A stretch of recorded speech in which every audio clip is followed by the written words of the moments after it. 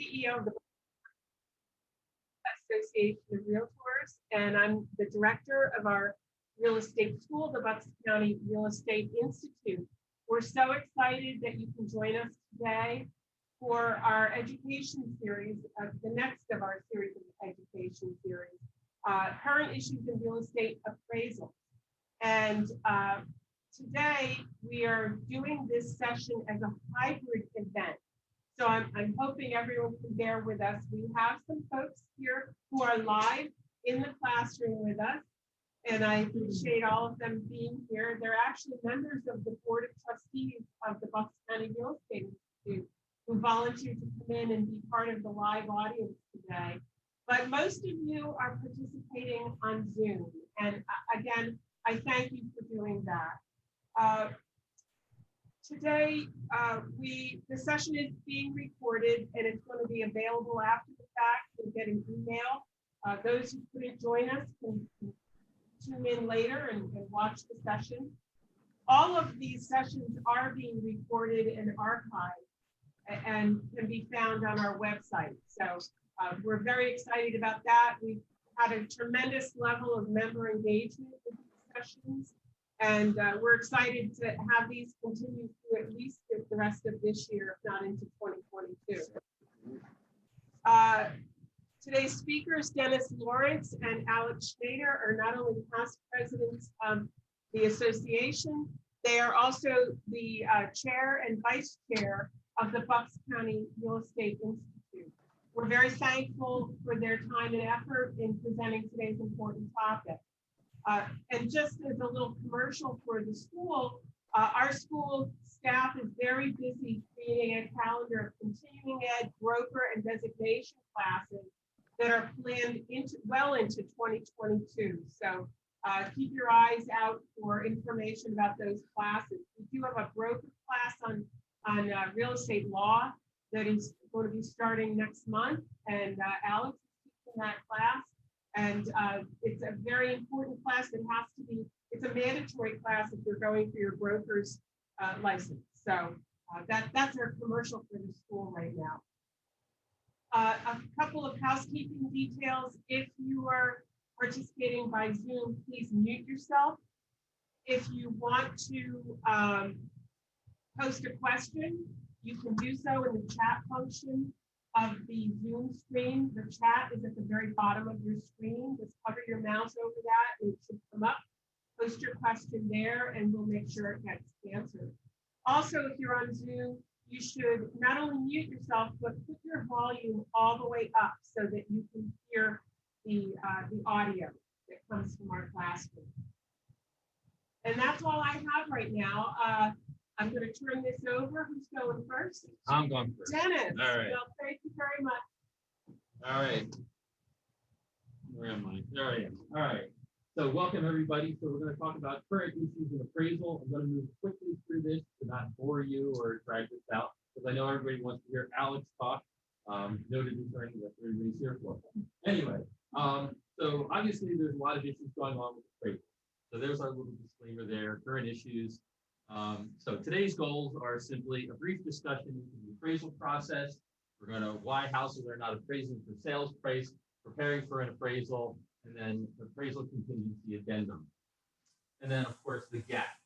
What's happening with the gap. So easiest way to, can we mute everybody's microphone? We're getting a lot of feedback here. So the easiest way to look at this whole appraisal issue is to kind of back up and say, what is the whole appraisal process? Some of you might already know it. Maybe some of you don't even care. Appraisers and real estate agents, we're all looking at the same data. Nothing is different. Appraisers don't have access to anything that real estate agents don't have. Most appraisers do not wake up in the morning and just decide to blow a deal. Most appraisers will also spend more time on an assignment that does not make value than one that does make value.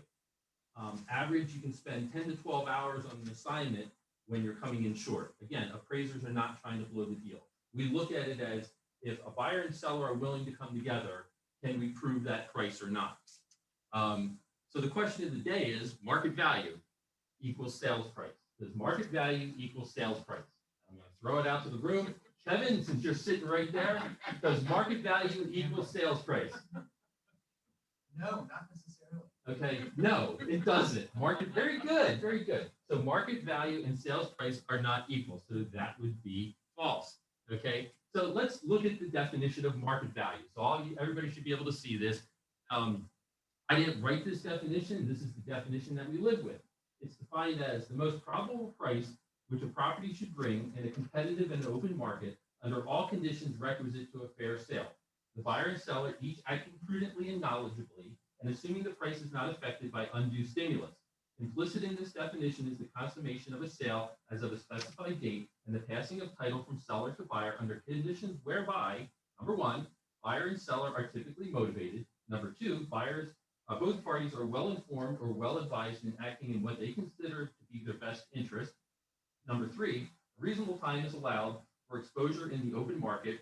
Number four, payment is made in terms of cash in US dollars or in terms of financial arrangements comparable thereto.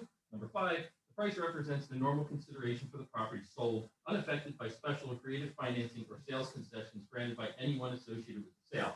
That's from Title 11 of FIREA of 1989.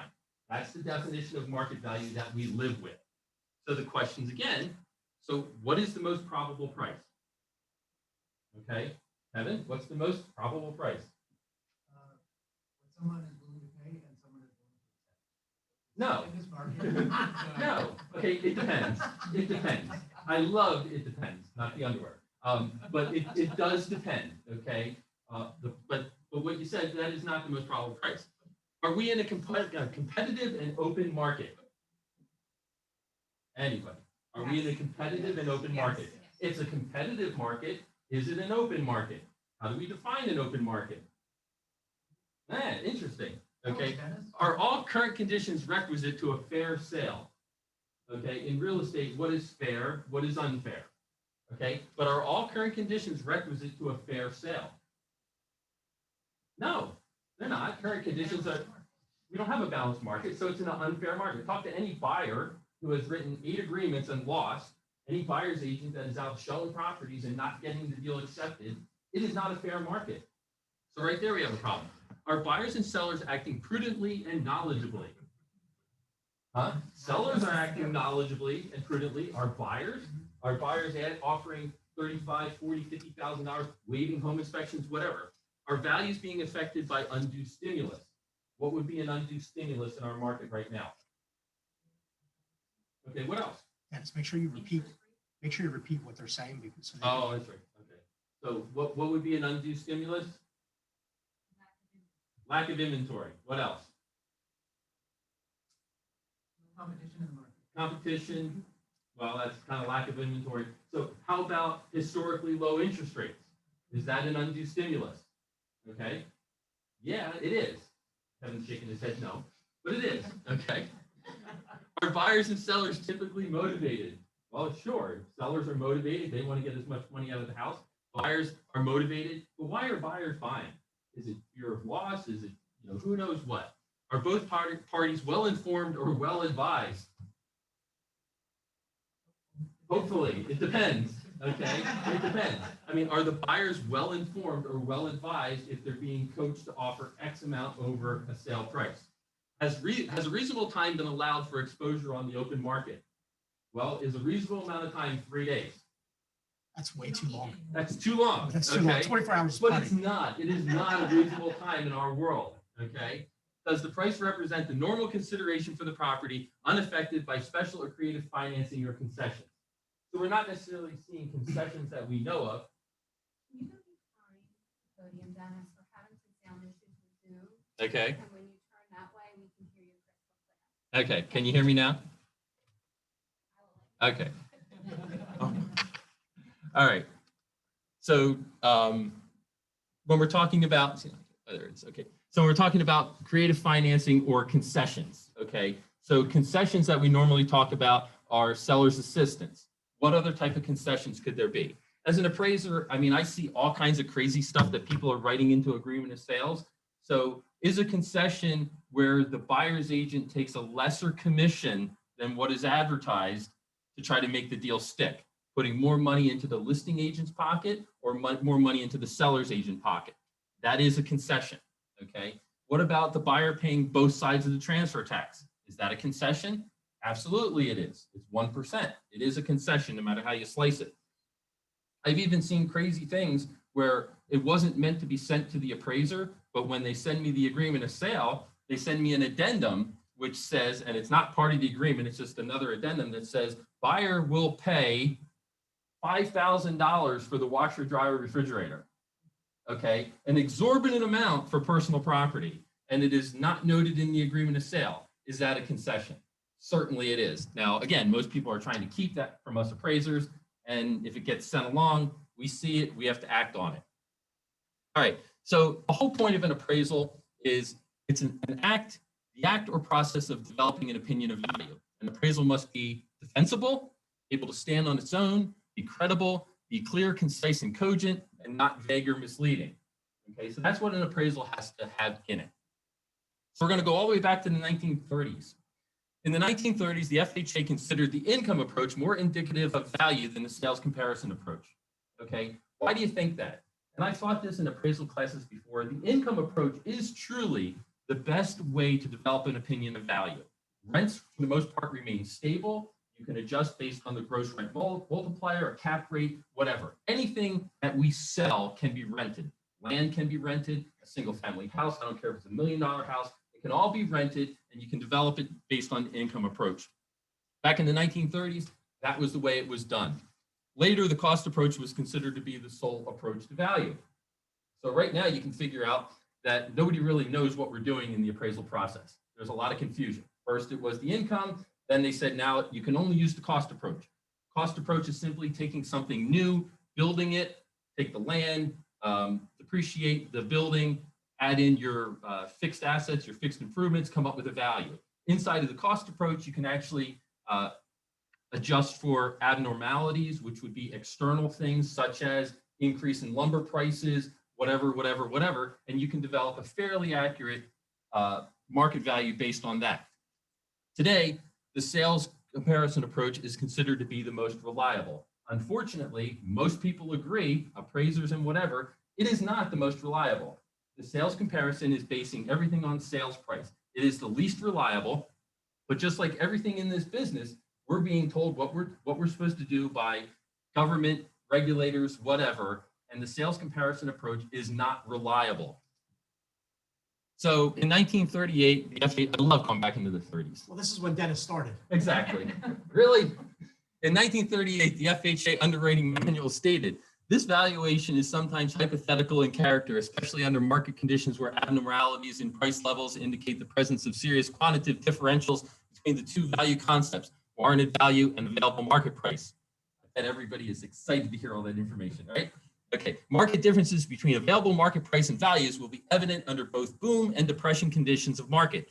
In an unusually active sales market, such as exists in boom times, rising prices stimulated by strongly competing buyers, sound familiar, reach a point where fairness disappears insofar as prices are concerned. Such prices are almost worthless as information in estimating value. And this is the FHA, emphasis added. Only in times of comparable stability of the general economic structure and during periods where there is a fairly well-balanced relation between the factors of supply and demand will sales prices approximate or actually equal value. So this is back in 1938, and I really think that the FHA hit it head on. That is what we are dealing with, okay? So the minute you take fairness out of it and you start having high supply, low demand, low supply, high demand, everything goes out the window with the sales comparison approach. Okay, we're trying to come up with sales price equals market value. So then there's another guy here, which is actually pretty cool. And this is Mann's theory of valuativity. Price and value are only equal during market equilibrium. Real property markets are very rarely in equilibrium.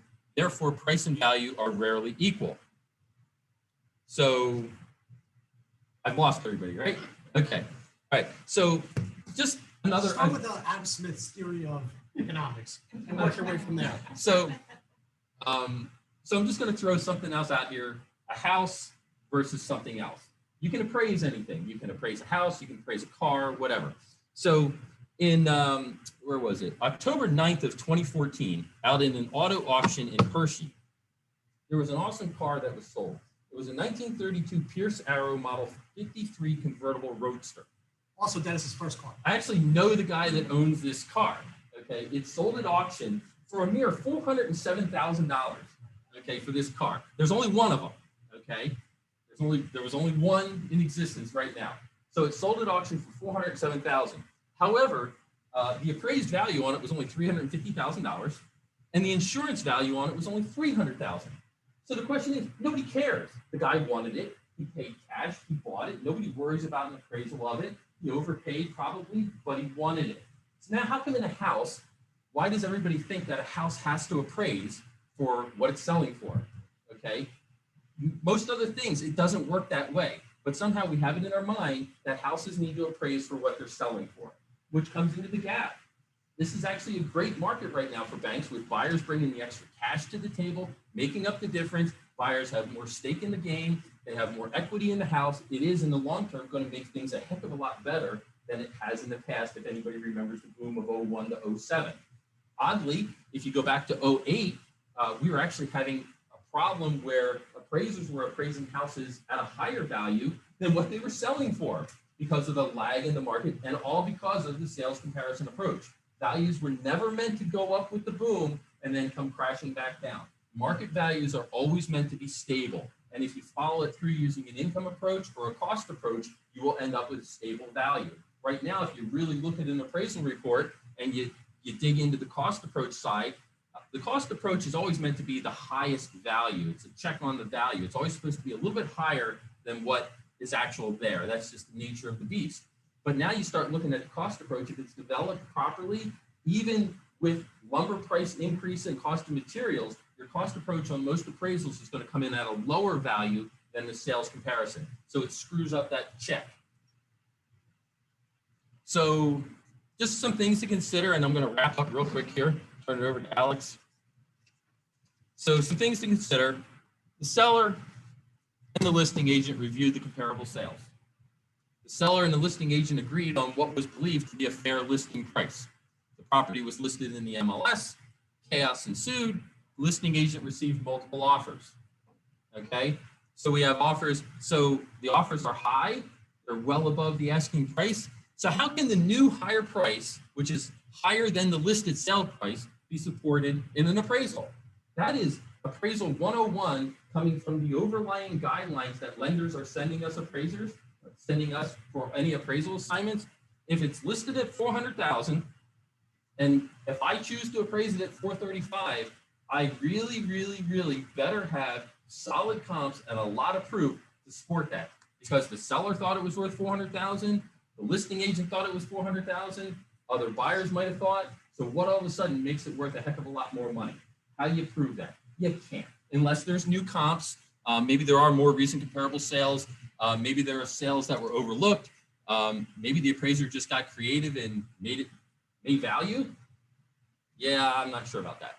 Anyway, so, why do banks even care? So Title 12, Chapter 2, Federal Reserve System, Subchapter A, Part 225, appraisals are required basically on transactions that are above $400,000. If it's a transaction under $400,000 and it's a residential sale, you don't need an appraisal. Okay, now most of our home values have increased in value. That number keeps getting lowered and lowered. At one point, it was $1 million in residential sales. Then it got cut down to 600,000. Now it's down to, over the years here, it's been pushed down to 400,000. So banks care because they don't want to get stuck with the house. They don't want to get stuck, having to foreclose on it, whatever. So that's all I got. I went quick. Do we have any questions? I'm gonna actually, you go back 2 slides. Right there. So it says, how can the new higher than listed sales price be supported in an appraisal? I guess my question is. No, I'll ask questions, Alex. Well, I'm gonna. Everybody hear, Alex? Well, you're gonna repeat what I ask, but this is just so that there's less time that I have to talk. So, so my question to you is. I don't know. That's my answer. I'm just gonna give it to you right now. Well, if there's a section in the appraisal that talks about the market conditions, and it discusses whether it's a seller's market or buyer's market, I'm paraphrasing, I don't know the exact Right. language of it. Doesn't that give the appraiser the ability to be able to move one way or the other as far as value goes beyond this? So in other words, if it's clear that it's a seller's market like it is now, right? And let's use your $400,000 example. And now this house is listed and sold at $425,000, let's just say. If you can show that, does that give you the ability now to be able to go outside of those brackets to a higher value to show that this is what the market conditions are requiring this value? And look, and by the way, maybe the listing agent even provided you, I have multiple offers at this.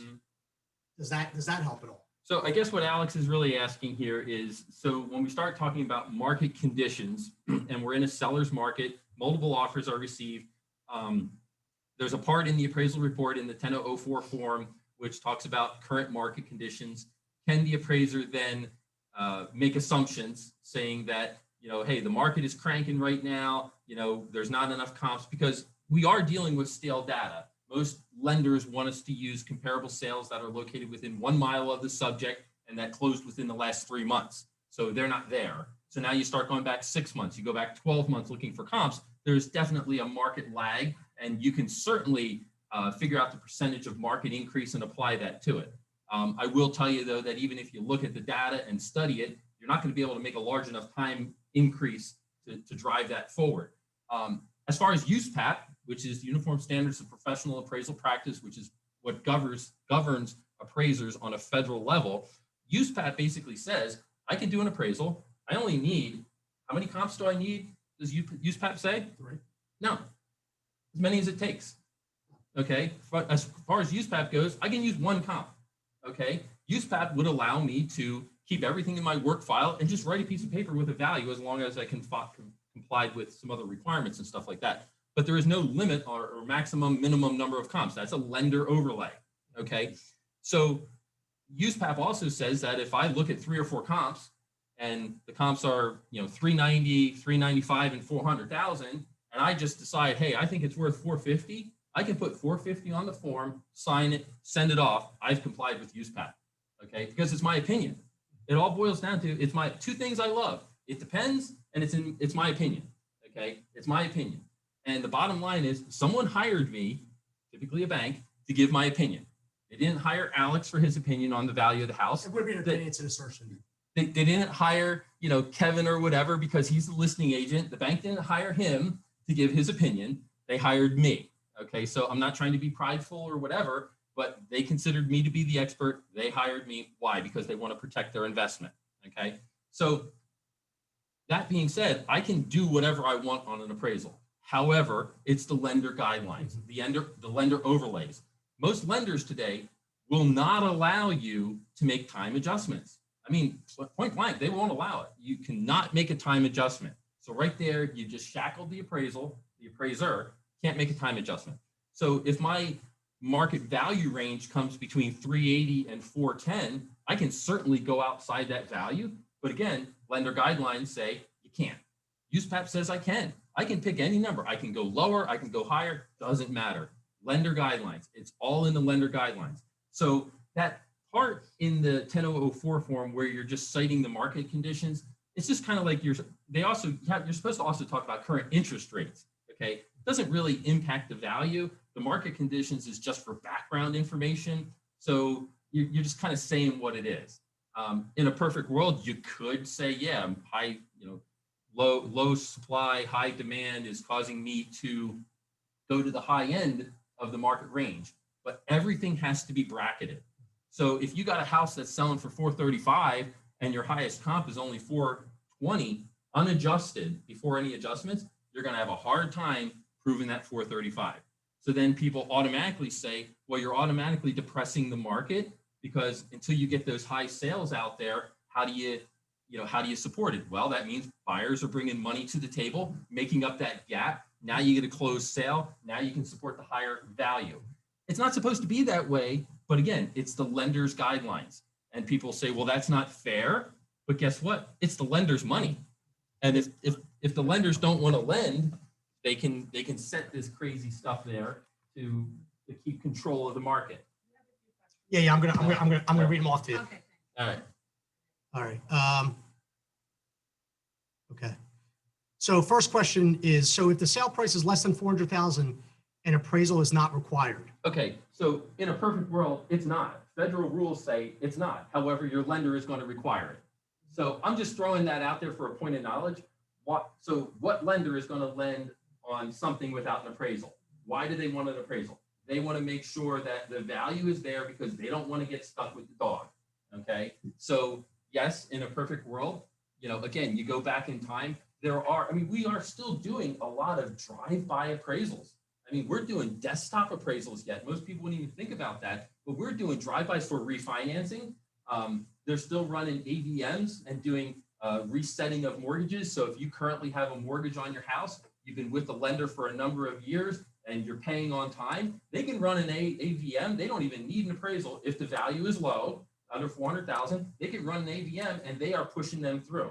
Usually then an appraiser gets a review of it just to make sure that the numbers check out, and unless there's an issue because maybe they think that the AVM came in a little too high, whatever. But I just did 3 drive-bys last week. You just drive by the house, take a couple pictures of the front, never see the inside, and you're putting a value on it. But the lender's okay with that because you're not dealing with a 90% loan to value. You're probably dealing with a probably under 50% loan to value, and it's with the same lender. To be clear, Dennis is doing a drive-by appraisal and not just a drive-by shooting things up. Yeah. All right, just to be I clear. refer to a drive-by yes. and people question Yes, that. correct. So, yes. All right, next question. The list price in today's market is often simply a strategy to bid up offers. Do appraisers acknowledge that in today's market and therefore don't pay that too much credence? Also curious how appraisers arrive at values for swimming pools. Okay, well, we'll start with the swimming pool. Yeah. What's it worth? So it costs you $50,000 to put it in. I mean, I was at a house not too long ago where these people put in a gorgeous, probably $100,000 saltwater pool, slide and everything. Yeah, I gave them like 10 grand of value.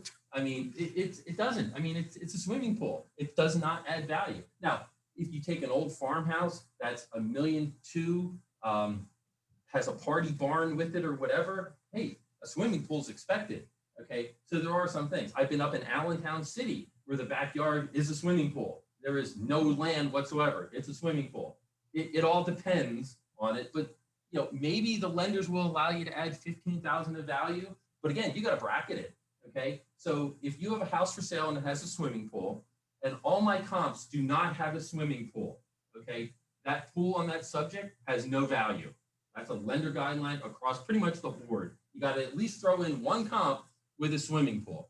And I would challenge you, show me the sale that happened in the last year where a swimming pool added $100,000, $50,000 of value. Okay, how much does a 1-car garage add? How much does an extra bathroom add? I mean, it all depends. But pools, it's an amenity that you get to enjoy, but you ain't going to get your money out of it. The second part of that was, and the strategy of listing it to bid it up. Well, hey, you're supposed to list a house based on what the comps say.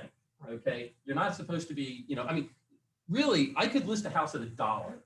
Okay, I could take any house, put it on the market, put it in the MLS for $1. What's going to happen? Okay, I'm going to get an offer for $1, and it will get bid up to its level. I mean, it will find its level. Okay, and I will have comps to support it. But if somebody pays $1 million, wants to pay $1 million for the house, just because we did an auction on it, and its value is only $400,000, it ain't going to happen. If anybody ever goes to an actual real estate auction, think about it. You go to the real estate auction, there's a 10% buyer premium added. Okay, so even if you bid $400,000, you're actually going to have to pay $440,000 for the house. Okay, so just because there's that 10% buyer premium, does that automatically add 10% of value? No. So you should not be pricing a house low just to get offers coming in, because then you have to understand you might not appraise for what you're trying to get for it. All right, next question. Drive-by appraisals. Do appraisers use photos of inside? No, because we're not in the house. I mean, back during COVID, we were allowed to do, again, hybrid appraisals. Fannie and Freddie allowed us to get photos from the borrower, sending them to us. And then if we could deem them as reliable, there was a lot of criteria to that, but if we deemed them as reliable, we could complete an appraisal based on borrower supplied photos. Drive-bys today are just that. It's a drive-by. We don't even get out of our car. And you're not using them for purchases. I can't stress that enough. It's not for a purchase. It's for a refi or possibly a home equity loan. okay? And it is simply that you're driving by, you're snapping a picture of the front of the house because I'm not even getting out of my car. What happens if you do a drive-by and the house sits back up off the road and you can't even see the house? Some lenders are fine with that. Just drive by, see if you can get a picture of the house through the trees, throw in a Google map, and we're good. But again, it's usually low loan to value, high credit scores, good borrowers. They're not changing the lender, anything like that. Sometimes the lenders will say it's a drive-by, but we want you to go in the driveway and at least kind of try to snap some pictures. Sometimes we do have to actually get out of our car and walk around. So there are a lot of different hybrids to the drive-by. Before I answer the next question, Lisa Fallon seems to be at the shore, wherever that is, and I can't stop staring at the beach while we're stuck in here. But anyway, I don't know. I just saw a beach out there. Okay. All right. So question is, how's additional, no, there she is. I can see her sunglasses. How's additional acreage handled for value? Say an additional acre. Okay, so basically when you're trying to value a property based on acreage, okay, and so first thing that an appraiser does is they look at, okay, if it's a house in Haycock, what is the minimum land area required to build? And I don't know off the top of my head, let's just say it's 2 acres. So if it's 2 acres of land and that's the minimum to build a house, that's what you start with, okay? If your subject happens to have 3 acres, how much does that 1 additional acre contribute? Well, you can't subdivide it because it's only an acre, so it's not going to have a whole lot of value. All you're doing is adding a little bit of space around the house. What's the utility of the land?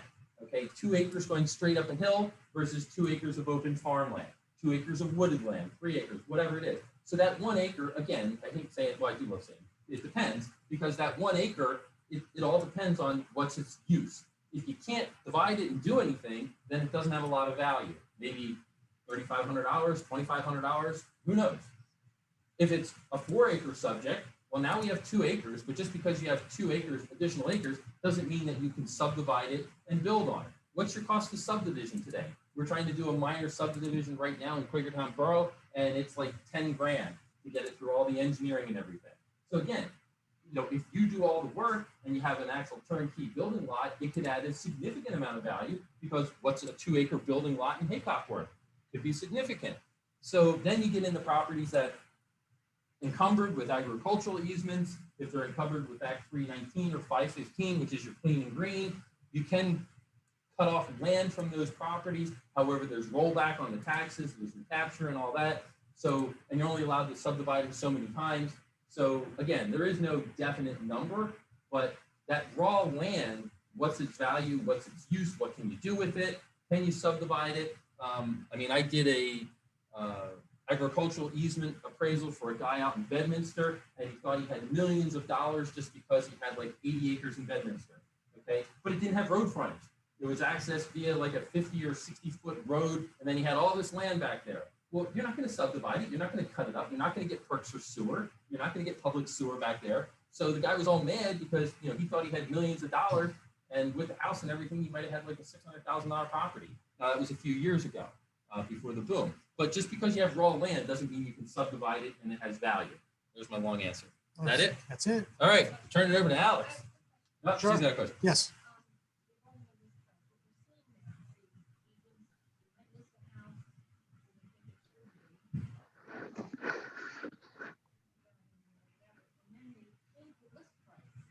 Yeah. Oh, actually, so Yeah. repeat it first and then. Yeah. So basically, what's happening is an agent lists the house for whatever it is, $400,000, and then they get offers for $500,000 or $450,000. So the agents go back into the MLS, change the list price, because us appraisers, we don't know how to use the MLS. We don't know how to do a property history. Facts. Facts. Is that what Alex is saying? So yeah, changing it does nothing for us because we are required to report. And if you actually read the appraisal, we are required to report the history of the property, what it was listed for. And it sounds silly, but sometimes we report, there was just one that I did. The agent made a typo and listed it for $269. It was supposed to be $469. So he listed it for $269, and within minutes of it being published, he changed it to $200,000 price increase. So it's a phone call to the agent. I didn't even have to call because I knew, it was clear, okay? It's worthless to do. You're doing it for what reason, okay? We have to report. So it's going to show up in the appraisal report. House was listed for $400,000, and after X amount of days on the market, oh, the price was raised, and hey, it just surprisingly went pending, because, we don't see that. Yeah. We're all assuming that the appraisers are lazy and will not go with it. Exactly. But I mean, that's a requirement. That's a use PEP requirement, just like we have to review the agreement of sale. We got to review history of the property. All right. All right, thanks, guys. There may be more questions for you at the end of this here. All right. Good afternoon, ladies and gentlemen. I'm going to make this fairly brief because I'm looking at our time, and of course, Dennis monopolized the whole thing, as is usual. So essentially today, what I wanted to do is go over sort of some reactionary measures that your Pennsylvania Association of Realtors has prepared to help you deal with some of these appraisal issues if they arise. Those of you guys that are unfamiliar, we've had an appraisal contingency addendum for many, many years. And if you're not aware of that, let me be the first one to tell you that you can forget about it because we now have a new version that came out in July of 21. The new version is similar to the original version with the exception of there's now 2 options. I'll go through it a little bit for you, but the easiest way to sort of keep this straight in your head, is it hard to hear me? Oh, okay. The simplest way to keep this straight is option 1 is a contingency. Option 2 is a waiver. That's the simplest way to keep it straight in your mind. Okay. So option 1 is I am buying this house at $400,000. If it doesn't appraise at $400,000, then I have the ability as a buyer to terminate. Option 2 says I am buying this house at $400,000. I don't care if it appraises at $300,000. I'm buying this house. Option 2 effectively provides it's put in place for a buyer that wants to know value, but is going to signal to the sellers that they have a willingness to move forward regardless of what that value ends up being, right? So keep it straight in your mind. Option 1 is a contingency, which is what the original appraisal contingency addendum was. And option 2 is a waiver. Now we're going to sort of dive in a little bit deeper, but if you have one takeaway today, it's that, okay? If I could just get my clicker to work, which, maybe they're teaching me how to use the clicker. Okay. All right. For purposes of being able to see this better, I've broken down the appraisal contingency addendum into 2 sections. The first paragraph, which is relevant for both option 1 and option 2, and up to option 1. This is the red line version, so you can see what has been added. The first thing to note is at the very tippity top, it says not to be used with FHA or VA financing. Most of you guys know that instinctively, but probably don't know the reason for that, which is why they added it now so that there's no confusion. With FHA or VA financing, there's a provision that says that the value must come in at purchase price and or the buyer has the ability to terminate. It's non-waivable. So the fact that this addendum has the ability for a buyer to waive, you can't use it for FHA or VA. That's the reason why it's in there, to be clear in there, okay? So it says the appraised value of the property must be equal to or higher than purchase price or blank. If you leave it blank, intentionally or inadvertently, or however, it defaults to being the purchase price. So using my $500,000 example, if the purchase price of the property is $500,000 and you do not put the $500,000 in that line, it's going to default to the same as the purchase price, right? You can put a higher or lower number. Let me use an example. So let's just say you put in the purchase price or $400,000 for the appraised value, right? So if you look at line 5, where in red at the end of the parenthetical it says whichever is less. So what this is saying is that the appraised value of the property must be either $500,000 or $400,000, whichever is less. If my math skills are correct, which if they were, I would have gone to med school, not law school, then the $400,000 is where it needs to appraise, okay? So why would that ever be used? Why would you ever put in a higher price in there? So let's forget about today's market. Let's think further down the road, or maybe even in today's market. Let's say you have the same $500,000 purchase, the same $500,000 purchase price, but the property, it needs some repair work, or maybe very little repair work, and the buyer intends to flip it almost immediately. And when they flip it, they want it to be worth $600,000. Otherwise, it's not worth it for them to buy the property.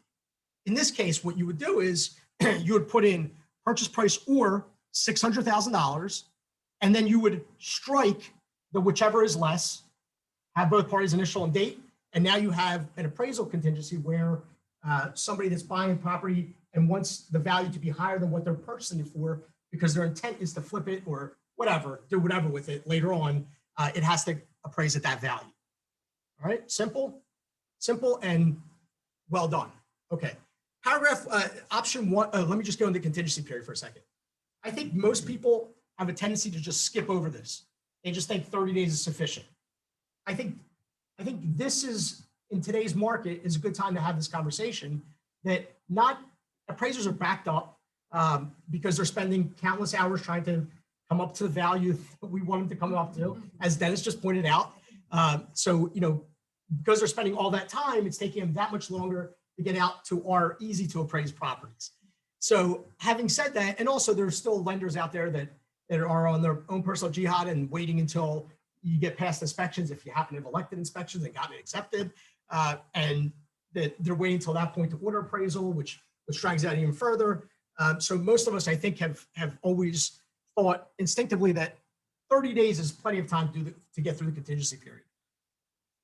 I think you need to have a conversation sometimes, and either whether you're the listing side or the buyer side, with your clients and say, you know what, 30 days may or may not be sufficient now, right?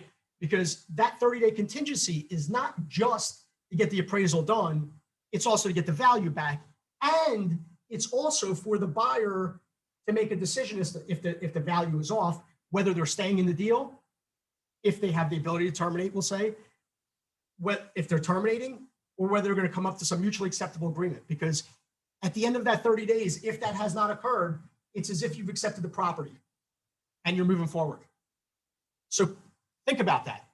If you know that there's a specific lender in your marketplace that has delays in getting the appraisal done, you should have that conversation with your buyer.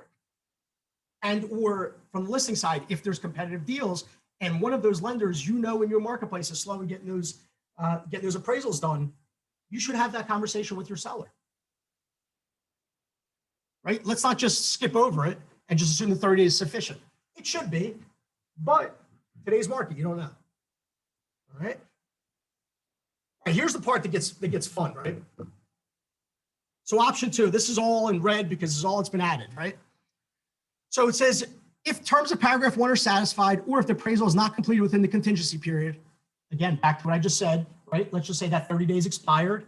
The buyer accepts the property and agrees to the terms of the release in paragraph of the agreement of sale. Buyer further agrees to complete settlement at the purchase price by any of the following combination thereof at buyer's sole discretion. Now, that's the part that says you're waiving the right to negotiate purchase price at this point, right? You've signed that, you've waived your right to do that. You can, and there's many number of ways that you can get to that. Number one is probably bringing additional money to closing. Maybe this one has become very popular. The buyer happens to be a strong buyer financially, and they have the ability to change the loan to value and still be able to qualify with, maybe they were doing an 80% loan to value. Now they can go to 90% loan to value, and that additional 10% will be sufficient to cover the shortage in the appraised value. If you notice, it says that this is at buyer's sole discretion. So the seller's agreeing to this already by signing off on this addendum, that the buyer can do that and the seller accepts it that way. Okay. So you can either provide additional funds, you can adjust the loan amount or the financing amount, you can adjust the loan to value in the agreement of sale. Buyer's election of any option above shall prevail over the like terms of the mortgage or financing contingency paragraph of agreement of sale. All other terms remain unchanged. Any fees that result change in loan terms will be the sole responsibility of the buyer. if the terms of the paragraph 1 of this addendum are not satisfied, all terms of the mortgage or finance contingency of the paragraph of the agreement of sale shall prevail. So does that then mean that leads me sort of to there's interplay between this appraisal contingency and the mortgage financing contingency in the agreement of sale? I'm sure you guys know that, and I've had many people ask me in the past, well, there's an ability to put LTV or loan to value. I hope everybody that's on here knows what that means. A loan to value in the mortgage financing contingency. What's the purpose of the appraisal contingency? Here's the biggest difference. In the agreement of sale mortgage contingency, it does not give the buyer the right to terminate if the value does not come in. It does not give them a right to terminate. They have an ongoing obligation to make a good faith effort to get financing. Only the seller has the right to terminate pursuant to that financing contingency if they don't receive the commitment letter and clear the things that they need to clear within the 7 days, so on and so forth. The buyer does not have the right to terminate. The appraisal contingency gives the buyer the right to terminate, assuming that you're using option 1 or option 2, you're waiving your right to do so. Does that make sense, everybody?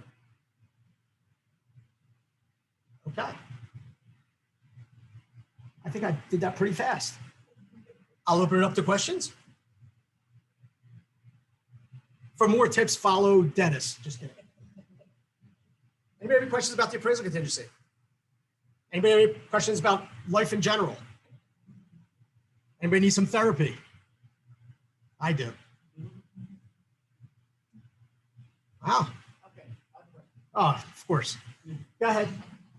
So if the buyer is willing to pay on a certain portion of, say it doesn't appraise, but they come out and pay it up.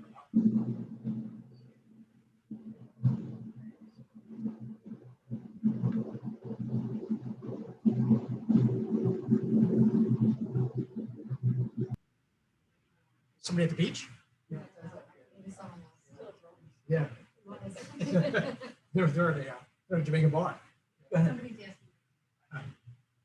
Go ahead. Go ahead, Kevin. So.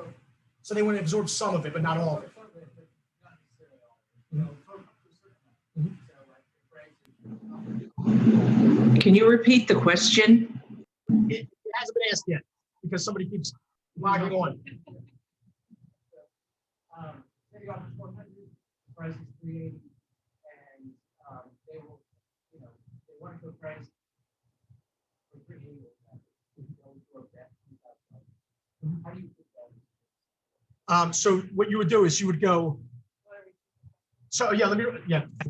Let me repeat the question. So the question is that Kevin asked is, purchase prices, the offer price is 400. The buyer is willing to absorb some portion of that price if it doesn't come in.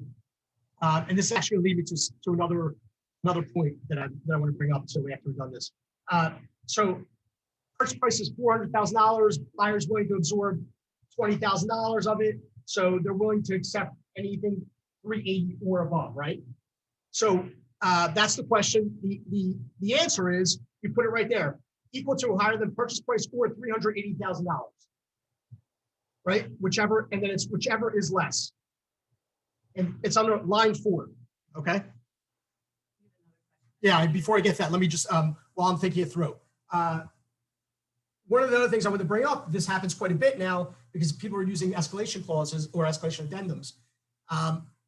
And you don't know what the final value is going to be in that escalation addendum.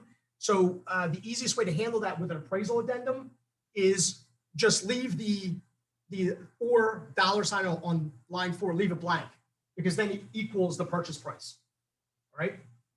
So that's the easiest way to handle that. All right, let me see what the question is here.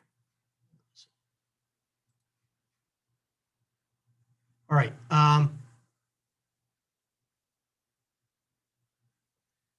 What if list price is $400,000, multiple offer, highest best offer happens to be $415,000, but buyer only willing to go up over appraisal by $8,000? Wait, what? multiple offers, highest best offer happens to be 415, but buyers only willing to go up over appraisal by 8,000.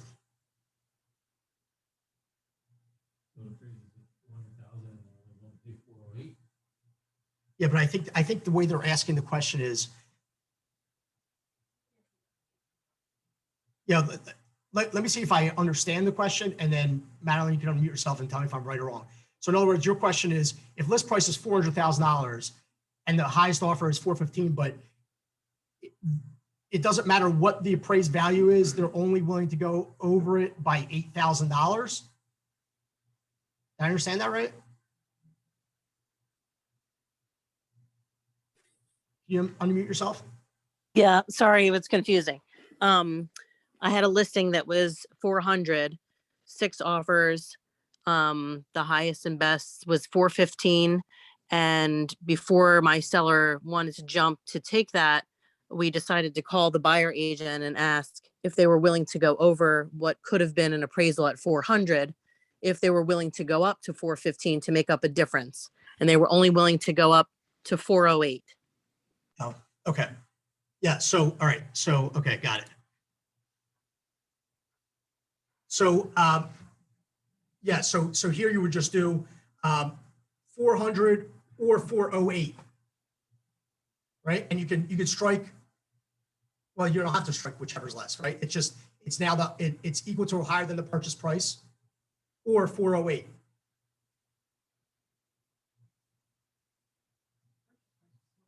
Right, but 408, but 408 would be the lower number, so they're willing to accept it at the lower number. Or Right. 407, plus they're gonna add 8,000, that's on. No, I think no. What she is. Appraised for 407. So your question, Madeline, your question again was essentially that they're willing to go, that they're willing to pay up to 408, pay additional $8,000 out of pocket over what the listed price was.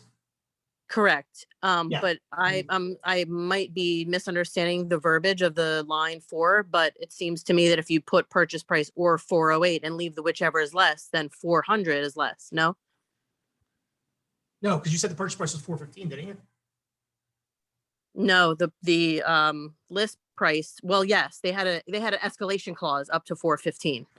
Right, so that's the purchase price. And then the 408 is what they're willing to accept.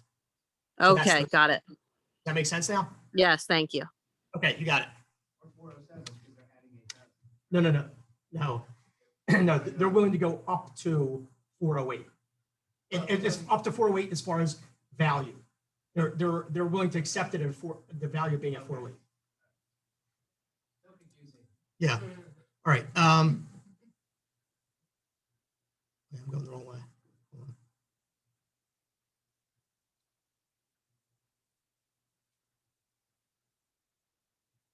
I know these aren't questions. Okay. Was everybody clear on that example? I can do it again because it seems like people are still confused by it. So her question, one second, her question was, there was an escalation clause that took the property up to 415. 415 is now the purchase price, right?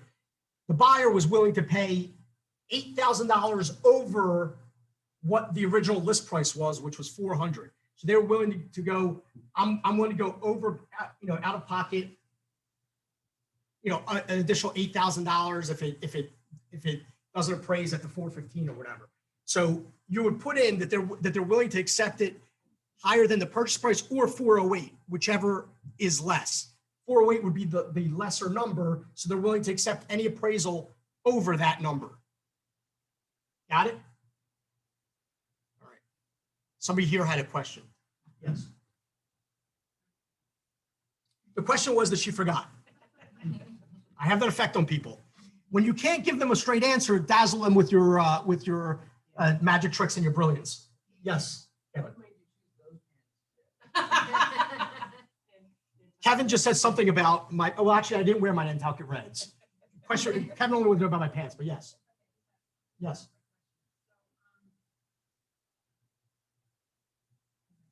Okay, she forgot the question again. We have another question. Yes, all right. So the question on Zoom is, if it appraises at 415, then is the buyer obligated to pay the 415? Well, it depends. Are they doing that as a contingency, or as a waiver. That's, I don't know what how they had the deal structured. It could be either way. In this case. Oh, here we go. This is the third time we're trying this. Go ahead. My concern with this is, I just went through it. For the seller, you have to prove that the buyer can bring that extra money. You have to. Well, again, are we talking about option 1 or 2? Option 2, because you're waiving, saying override your mortgage. You have, so You don't want to get into the deal and find out the buyer. sure, but I think you can, I think you can, so let me answer the question. Let me read the question. Yeah, so the question that came from the audience was that, all right, let's just say you're trying to make up a shortfall here as a listing agent. Do you want to somehow verify through a proof of funds or something of that nature that the buyer has the ability to move forward? Clearly, you want to do your diligence to the extent that you can, right? But depending upon option 1 or option 2, if they're just waiving it, then it's probably going to be their problem for the most part, which still is your problem anyway. I understand that, but if it's a contingency, yes, you want to verify, but the BFI should be sufficient for the most part to be able to verify the difference there. And if it isn't, you should have that conversation right off the bat. Anybody else? We're at 1 o'clock. Time flies when Kevin's asking me about my pants. Yeah. I decided to go with a burnt orange today. I don't know. A sun-faded orange. I wanted to pretend like I was at the beach, like whoever that was at the beach earlier. Although I'm here and feels beachy to me. All right. That's all I got. Pam? Thank you. Thank you very much. You want to come up here first? Thank you, guys. I guess I don't know if you have to end up here or whatever. That's great. And I want everybody to watch your emails for future episodes. Yes. Yes. Same bat time, Yes. same bat channel. Am I Batman or am I Robin? To No Dennis. comment. Yes. No comment. But thank Kevin's you got comments. all, and